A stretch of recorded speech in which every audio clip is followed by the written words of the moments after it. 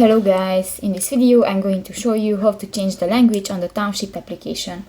But first of all, I just want to mention, please don't forget to subscribe to our channel, because at 100,000 subscribers we are going to show you our YouTube revenue statistics and growth strategy, how to make money online. So let's jump into it.